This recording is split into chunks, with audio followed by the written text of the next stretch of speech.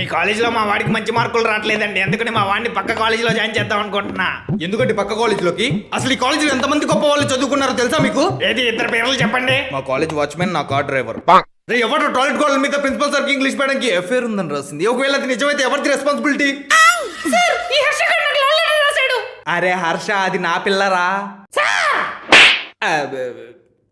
అంటే మీరందరూ నా పిల్లలని చెప్తున్నాను మేడం. ఫస్ట్ క్వశ్చన్ ఎక్స్ప్లెయిన్ చేస్తా చూడండి. క్లాసెస్ ఎలా జరుగుతున్నాయి? ఇప్పుడు దాకా బాగానే జరిగాయి సార్. సిలబస్ ఎక్కడ దాకా కంప్లీట్ అయింది? 20% అయింది సార్. ఏంటి 20% కంప్లీట్ అయిందా? వచ్చే వారం నుంచి ఎగ్జామ్స్ అంటే ఇంకెప్పుడు కంప్లీట్ చేస్తారు? కంప్లీట్ చేసేది ప్రతిరోజు వచ్చి క్లాసెస్ ఎలా జరుగుతున్నాయి, సిలబస్ కంప్లీట్ అయిందా, పిల్లలు ఎలా చదువుతున్నారు, మన కాలేజ్ ఇది, నేను అది అని ఓ గొప్ప చెప్పుకుంటా ఉంటారు. గంట క్లాసులు అరగంట మీరే మింగేస్తున్నారు తెలుసా మీకు? ఇంకెప్పుడండి పిల్లలకి పాఠాలు చెప్పేది? సారీ సార్, రేపటి నుంచి ఇంకా మిమ్మల్ని డిస్టర్బ్ చేయను. Carry on. ఏంటి సార్ క్లాసెస్ ఎలా జరుగుతున్నాయి? రే ఎవరా మీరు క్లాసెస్ జరిగే టైంలో బయట తిరుగుతున్నారు? మరి మీరెందుకు బయట ఉన్నారు సార్? రే రండి రా. వామో పరిగెత్తండి రా. ఎవరు వినలేదుగా.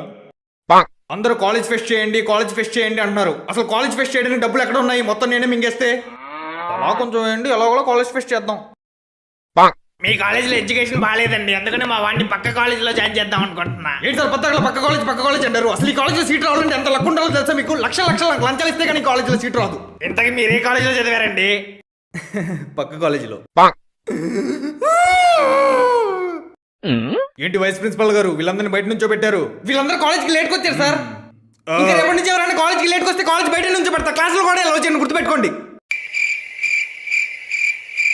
కాలేజ్ లేట్కైతే 8:45 కల్లా మీరు క్లాసెస్ లో ఉండాలి. 1 minute లేట్ అయినా సరే 1000 రూపాయలు ఫైన్ అని మీ పేరెంట్స్ కూడా కాలేజ్కి తీసుకురావాల్సి వచ్చింది. జాగ్రత్త. మీ అందరికి ఇదే లాస్ట్ వార్నింగ్. ఇంకోసారి ఇది కానీ రిపీట్ అయితే మీరు ఎగ్జామ్స్ రాయడానికి హాల్ టికెట్స్ కూడా ఇవ్వను. మీ కెరియర్స్ స్పాయిల్ అవుతాయి. ఒళ్ళు దగ్గర పెట్టుకుని ఉండండి. ఇంకందరు క్లాసులోకి వెళ్ళండి. నువ్వేంటి ఇక్కడ నుంచి లోపలికి వెళ్ళు. Okay sir. ఓరి నీ అమ్మ, నేను కదరా ప్రిన్సిపల్.